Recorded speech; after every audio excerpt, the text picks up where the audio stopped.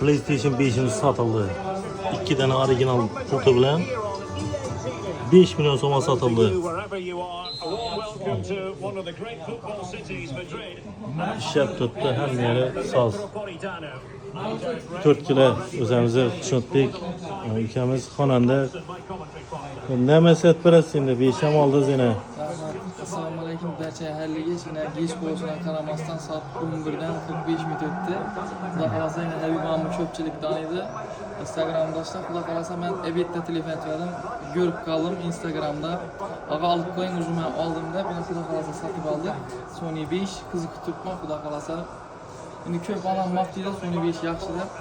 Xudo xolasa futbollari zo'r ekan, Mortal Kombatlar ichida o'yinlari ko'p ekan. O'yinlari bilan yana original klublar bilan xudo xolasa 5 million so'm oldi. Xudo xolasa endi o'ynab ko'rib rezultatini aytamiz.